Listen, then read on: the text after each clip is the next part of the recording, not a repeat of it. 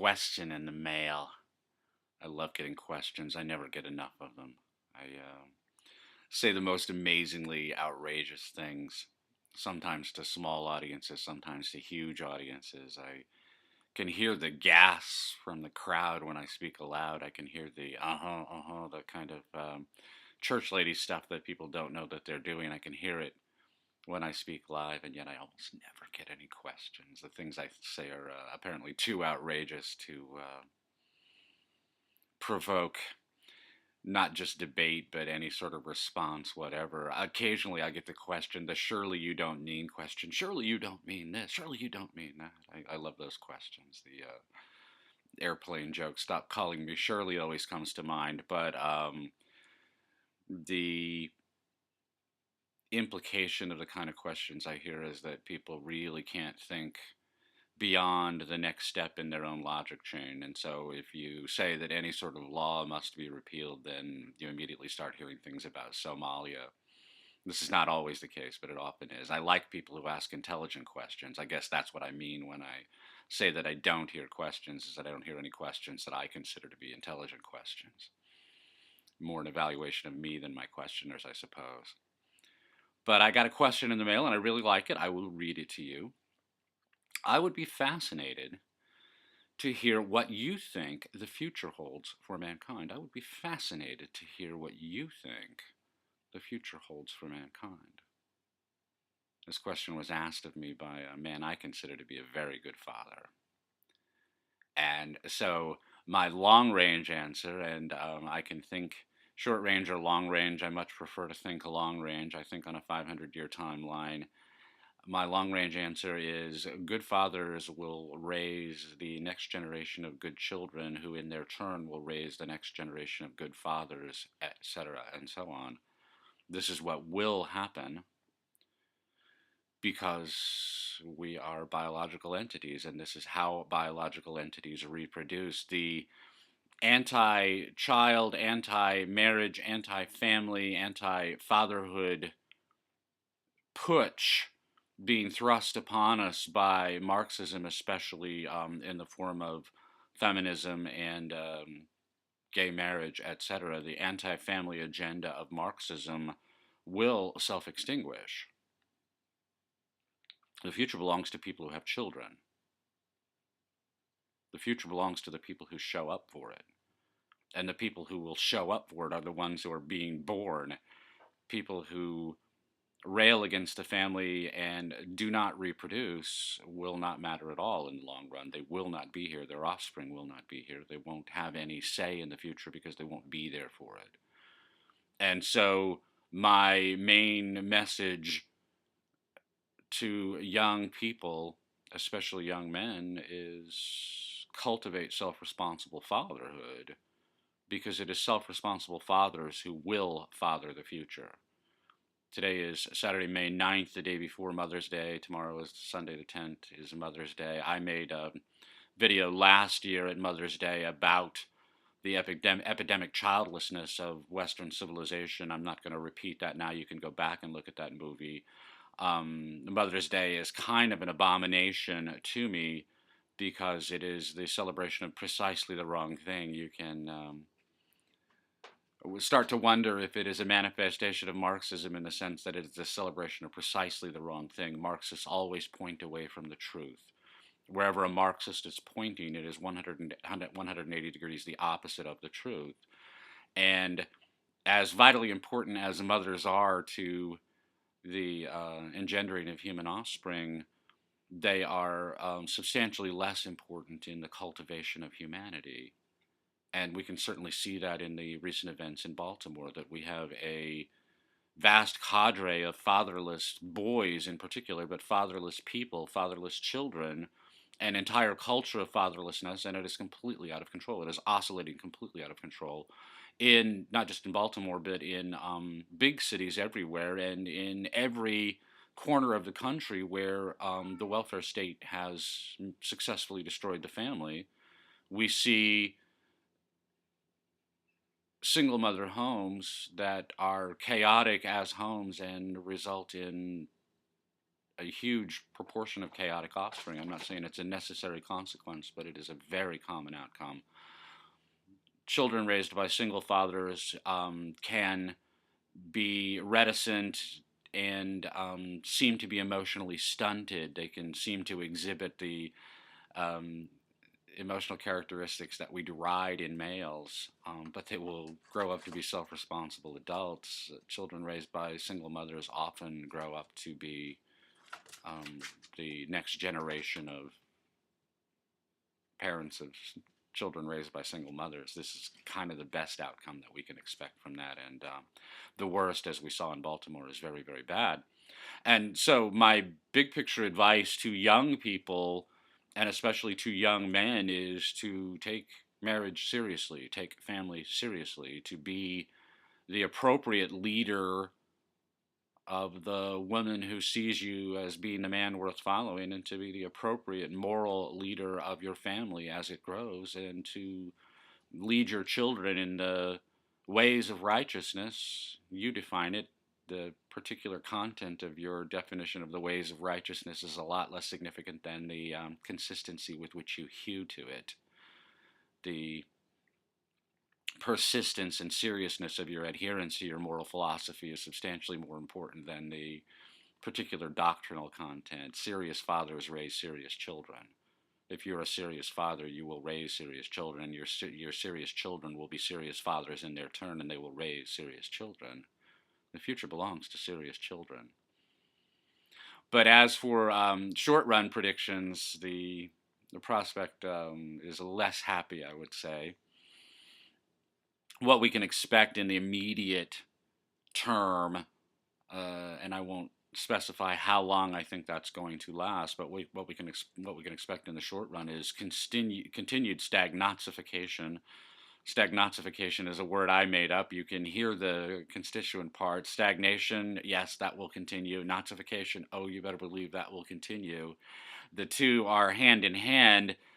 We live in a cautious tyranny. Every tyranny is a cautious tyranny. Cautious tyranny consists of prohibitions, consists of don'ts, rules against things, consists of strict compliance to highly particular rules, regulations, laws, and the absence of the strict compliance is the great and grievous crime, not any actual loss or injury to real people. Existential damages of secondary consequence. This is all of criminal law is a cautious tyranny. The nature of criminal law is to prosecute people for offenses considered malum prohibitum, wrong because forbidden, wrong because prohibited, whereas civil law and all true justice proceeds from the doctrine called malum in se, that the thing is wrong in itself. An actual injury, a loss, a genuine existential harm has happened to a real living individual who has an interest and wants to pursue that interest. There is a real, genuine, injured, complaining party. And in the absence of real, genuine, injured, complaining parties, there is no injury, and therefore there is no response in law. To response to offenses malum prohibitum is to create a cautious tyranny because there is no such thing as perfect compliance. Every law creates its own loophole. Every loophole requires a new law to patch it up. The new law creates a new loophole requiring a new law, etc. This results in the long run, how long that long run is, no one can predict from the outside, but it results in the long run in absolute totalitarian, tyrannical control of everything. There is absolutely no way that you can achieve the compliance that the cautious tyrant wants, and therefore his tyranny must increase in its severity, in its restrictiveness, and in its brutality in the long run. This is a necessary consequence. Von Mises demonstrated this with respect to price controls, but this progression can be seen in every sort of cautious tyranny, every sort of status domination, and this is a necessary consequence of the path that we are on right now. The great crime in America right now is to acknowledge that our past stagnazification is the cause of our current stagnation. And therefore, by failing to acknowledge the truth, what we do instead is increase the quantity of stagnification, which increases the future stagnation of the economy. The analogy I like to make is that America is a dog being ordered around by its own fleas. The fleas are the Marxists. The dog is the big dumb Labrador who's so happy go lucky that he's not aware that he's bearing more and more and more of his gross body weight as fleas rather than as dog. And the stag-Nazi argument is that adding additional fleas on the dog will not do any harm to the dog. Well, the dog is 40% fleas now, maybe 50% fleas. There is an upper bound to how many fleas a dog can bear without being killed by them, without the parasites devouring the host. Again, this is brutal language that no one wants to hear, but this is what we are seeing in the United States now. What we're seeing in the Western world is the parasites devouring the host. This again foretells doom. It promises doom. And this is where we are headed. The end of the line of stagnification is financial collapse. And given the nature of the global economy, we're talking about a global financial collapse. When will this happen? The world will end Tuesday, and the world has been ending Tuesday for my entire life. I do not predict the future. I do not predict the near term future in any case. I don't know when this will end.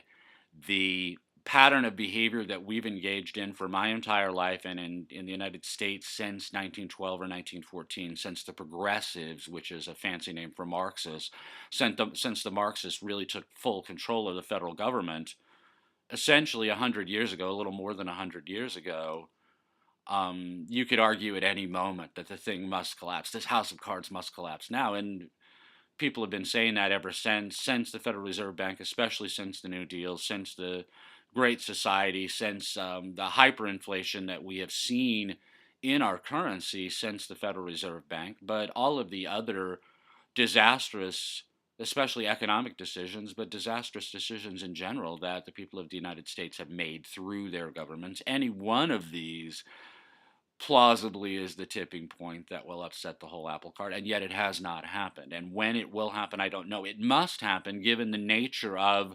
stagnification, given the nature of Marxism.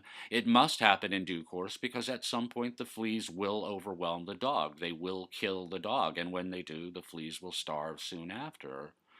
This is what will happen in the United States and what will happen in the Western world. The real tragedy of events like Baltimore or Ferguson um, is not the riots. I mean, those are awful enough, and the downstream consequences from the riots are terrible. But the real tragedy is that ordinary middle class Americans get a temporary glimpse of what life is like in those places. And having seen what life is like in those places, all you have to do is step back a pace and a half and acknowledge that every supermarket has about a 4-day inventory, that the entire contents of that supermarket, if there is no resupply, will be gone in 4 days, assuming there is no panic and no looting. And just a normal rate of inventory turnover, if there is no inflow in that inventory, the entire inventory will be exhausted in 4 days. A supermarket is a 4-day money machine. There is a complete inventory turnover every 4 days or fewer in a thriving, profitable supermarket. There are no thriving, profitable supermarkets in the neighborhoods that went up in flames in Baltimore. But it doesn't really matter because if the global economy grinds to a standstill, all of the supermarkets in Baltimore will be void of food within 4 days. If there is no resupply, if the resupply chain stops for any reason, big cities in particular will suffer massive population losses in very short order. There will be mass starvation. The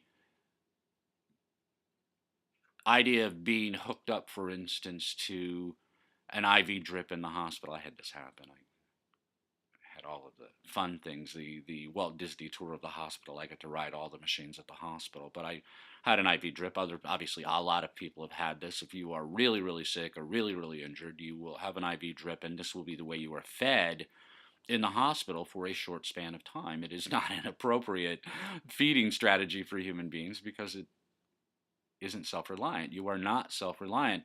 And this is the net effect of the welfare state on its victims. You would think that the true victims of the welfare state are the people who are being taxed to support it, but no, they're not. The taxation is theft. The ongoing, persistent, lifelong taxation is slavery. These are great and grievous injuries. These are horrible crimes committed against these people, but they're committed against people who are self reliant, who are providing for themselves, who are providing for themselves so well that there is a surplus that can be stolen from them to be given to other people. But it's the people to whom that money is given who are being most injured by it because they are being hooked up to an IV drip and deprived of their self reliance. It's their own damn fault. I'm not saying that they're in some sense victims by being hooked up to this IV drip. They can acknowledge their circumstances, rebel against it, and go make themselves self reliant, but they don't. They haven't. And when this mess collapses, when the free ice cream spigot dries up, many millions of people will starve. Will starve. This will happen, alas. I don't know when. I hope not soon. It's easy to argue that it could be soon, but as I said, people have been making that argument for the entire time I've been paying attention, and it hasn't happened so far. Many bad things have happened, but global financial collapse, thank God, has not happened so far. There is another alternative. This will happen also. I can't say when, before or after the collapse, I don't know. It's the idea called the singularity, and I don't invest a whole lot of specific details in this. There's a man named Ray Kurzweil. You will have seen his name in the news lately because he is recently hired by Google to make vast pronouncements about the future to credulous reporters. Kurzweil is an interesting guy, and his argument of the singularity is interesting. It's fundamentally flawed because he is a adherent to the Minsky-Papert MIT conception of artificial intelligence, which is a cargo cult, that which exhibits something that looks like the characteristics of a college professor is a college professor. This is ridiculous that a a path dug into the dirt and lined with coconuts seems to resemble an airstrip, and therefore, having built these things, the airplanes will return. This is the true nature of a cargo cult, that which looks like an airstrip is an airstrip, that which looks like intelligence is intelligence. It's not. Everything that the Minsky-Papert school of artificial intelligence calls intelligence is not intelligence at all. Well, it's canned human intelligence. It's not machine intelligence. Artificial, in the term artificial intelligence, can mean one of two things. It can mean artificial in the sense of an artificial flower, which means not a flower. This is the true nature of artificial intelligence as it exists right now. Not intelligence. It's canned human intelligence and nothing else. The other meaning would be a thing that generates its own intellectual conclusions based on its apprehension of evidence, intelligence in the way that we mean it in human beings, and in no other type of organism, even though we use that term with other organisms. Other organisms do not do this. We're the only organism that we know of that does this. But there are no machines that do this. There is no software that does this. There is no intelligence in the things that are called artificial intelligence. Kurzweil is an adherent to that idea of artificial intelligence, and therefore his claims about the singularity are necessarily flawed because he is predicting things that will not happen as a result of current theory. There may be other theory in artificial intelligence that will result in something that actually does do what we do, but the things that are called artificially intelligent now do not do what we do. They are, in essence, doing what an intelligent person would do were he present, because it's that person's intelligence canned into software. That's all. But we don't need Kurzweil's interpretation of the singularity in order to understand what the singularity is and what it will be. A singularity is the place where the model breaks down. That's what singularity really means. When you hear the term, you're always hearing it imbued with some sort of specific detail, but that is not necessary for understanding the idea of singularity. What you need to understand with the idea of singularity is that I had an intellectual model that predicted the circumstances I found myself in, but those circumstances have changed so dramatically that the model no longer accurately predicts the future, no longer accurately describes my reality. The model has broken down. I need a new model in order to understand the reality that I'm living in. And so I don't require all of the magical, mystical things that Kurzweil predicts, some of which will come about, some of which will take longer than he predicts, some which may take less time than he predicts. But the big piece of the puzzle, the machine that Ray can move into, or the machine that he can build that will bring his father back to life, which is his actual goal. Important to understand that, as interesting as he might be, it doesn't mean he's not crazy. This will not happen. Not pursuing the theories that Kurzweil thinks will result in the rebirth of his father, that will not happen, but it's not necessary. We don't need that. The interesting thing about human beings, the only interesting thing about human beings, is moral philosophy. I talk about this in Man Alive. What makes us interesting is free will, because we can be aware of our behavior, we can optimize it. But the reason that we seek to optimize our behavior is that we are vulnerable. We are capable of being injured. And the reason that we spend so much of our time talking about political philosophy, which is moral philosophy in groups, you need a moral philosophy even in isolation. The fact that you can live socially is not a necessary consequence. It is entirely possible for you to live as an adult in isolation for long periods of time. It's not optimal, and it will make you crazy in the long run. It will deprive your mind of its fundamental sanity, because we are social organisms and we require social contact to maintain our mental equilibrium. But it is nevertheless possible to live in solitude, and therefore you need a moral philosophy even when you are separated from all other people, because you are nevertheless still vulnerable. But your vulnerability to other people is what makes everything that we want to talk about in philosophy boils down to: how do I get what I want from my life without other people hurting me, taking my stuff, enslaving me? We need moral philosophy to guide our own behavior, but we need political philosophy to manage our individual lives in a social context. And we need both of those, moral philosophy and political philosophy, because we are vulnerable to injury. And so, a way of understanding the singularity in near future terms is to look at it in terms of the increasing, steadily, gradually, historically increasing invulnerability of the individual human being. And you may not wish to entertain the idea that you are relatively more invulnerable than your forebears, but it's easy to see that this is so. I'm living indoors with electric light, with a computer in front of me. I'm talking to a vast audience of dozens all over the world. I live in unbelievable safety. That my life is so safe that I have never been in a situation where I have had to defend my life. I've had to defend myself from injury and defend my property, but in relatively few occasions, almost never. And since I left the storied island of Manhattan, not at all. It has not happened.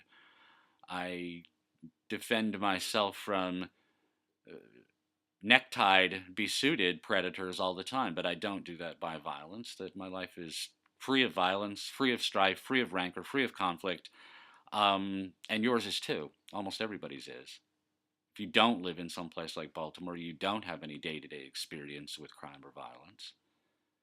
This is a remarkable achievement that, as much as I might want to deride the founding fathers of the United States government for their avaricious rent seeking, which seems so small by modern standards, but there it is. The 1789 Constitution is a rent seeking coalition, a coalition among rent seeking factions.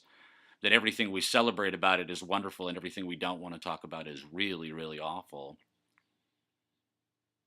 and substantially less awful than the things that have resulted as a consequence of those awful features in the American Constitution. But nevertheless, the founding fathers created a justice system that is remarkably just compared to the things that preceded it, as much as we might complain about it, remarkably good at maintaining the health, happiness, and safety of individual people in a way that they never experienced before this. That this is a remarkable miracle. It's a creation, really, of industrialization, of the incredible productivity of the human mind.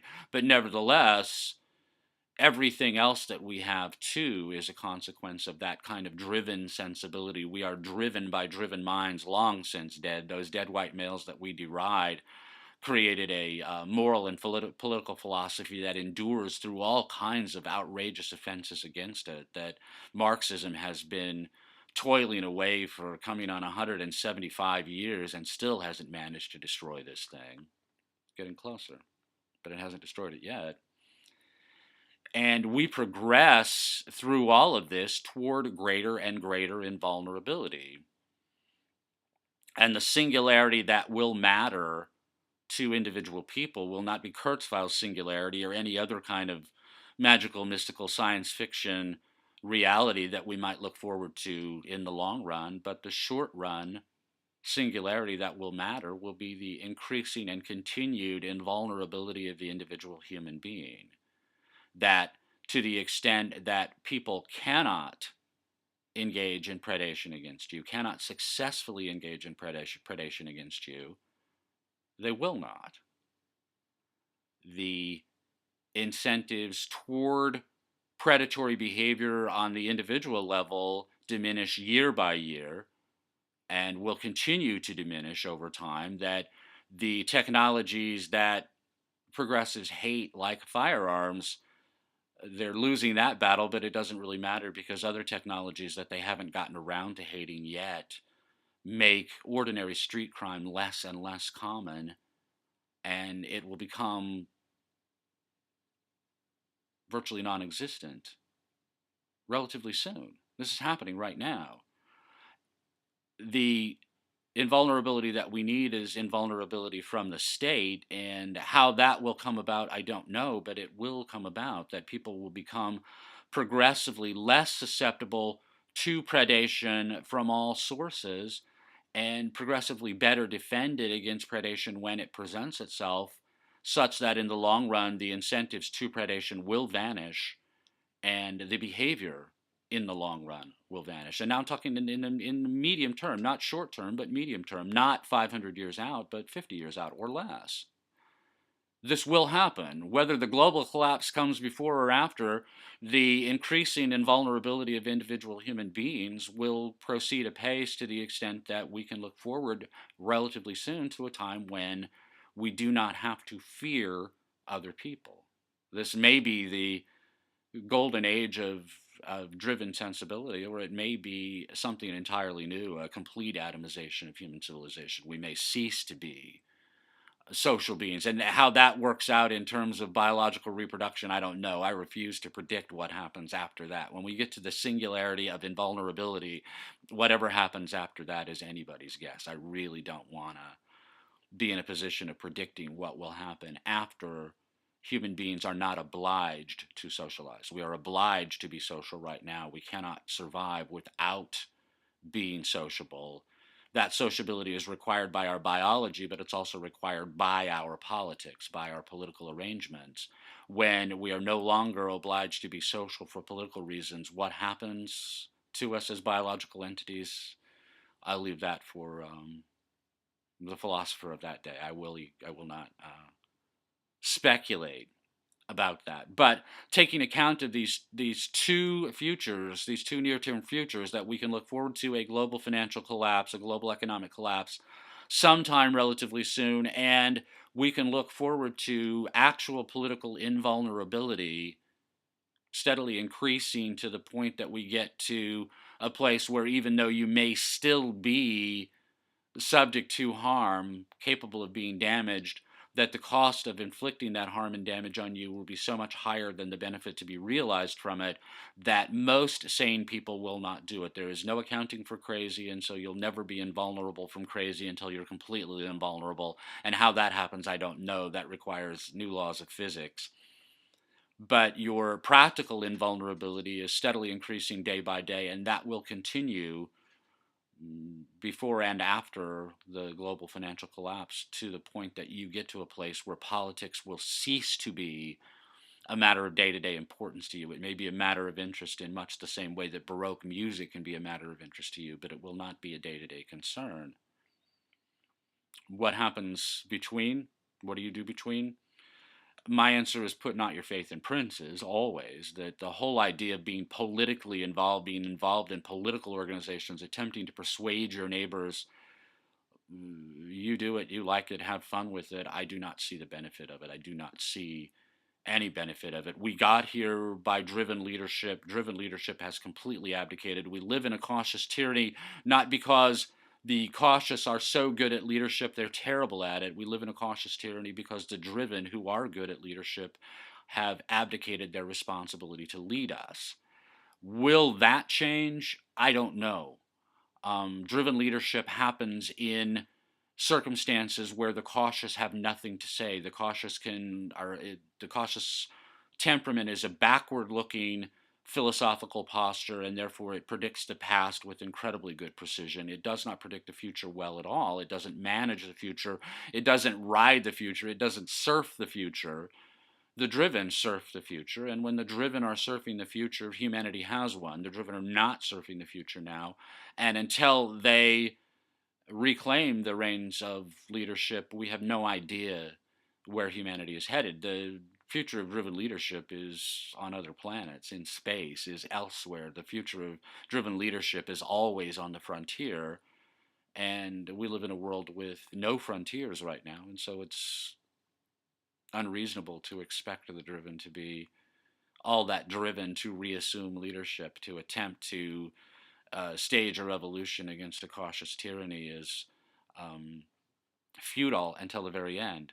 And so we may see driven leadership reassert itself after the global financial collapse, but probably not before.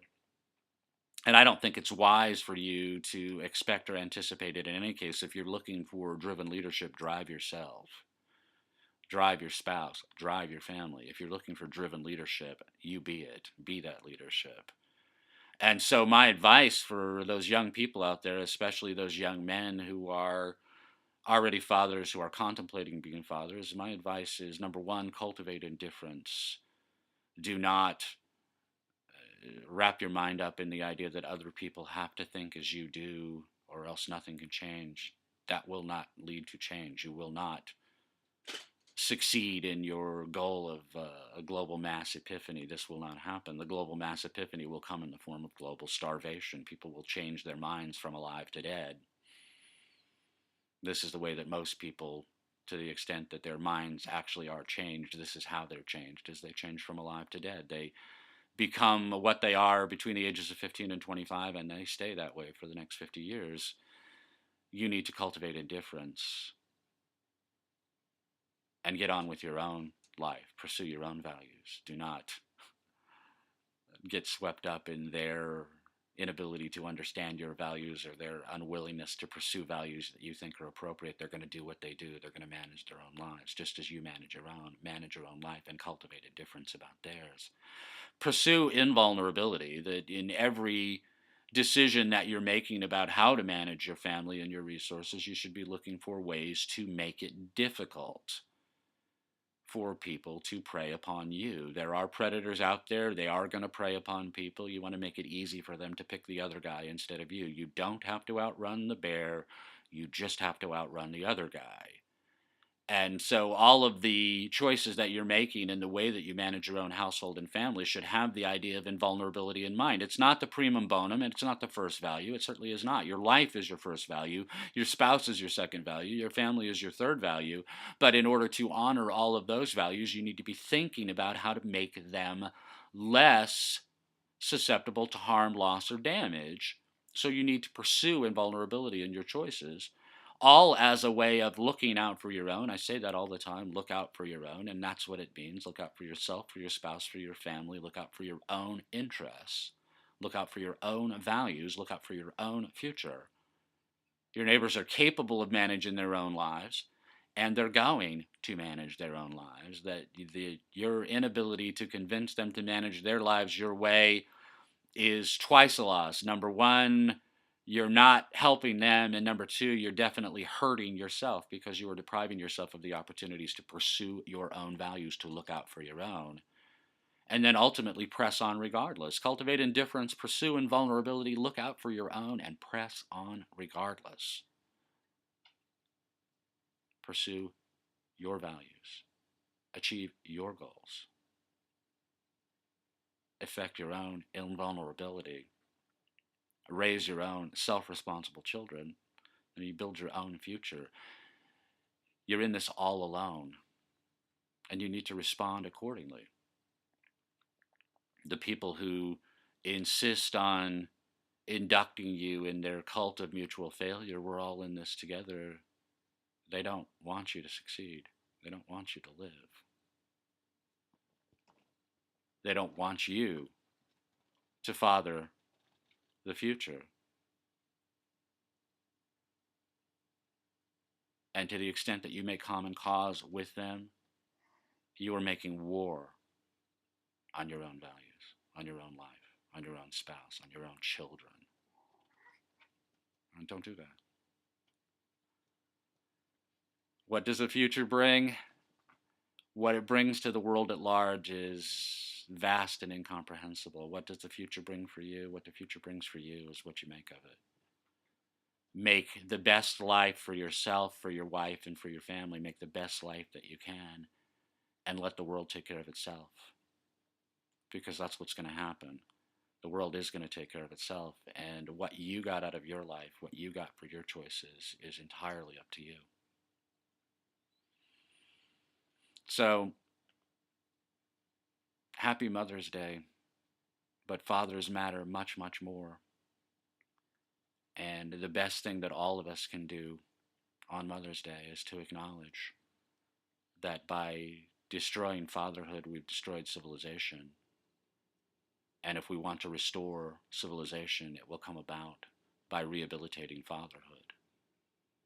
Be a self-responsible father. Be a husband to a self-responsible father. Be a proud exponent, offspring, issue, child of self-responsible fatherhood, and uphold self-responsible fatherhood in everything that you do. And the future is yours because no one else will be there.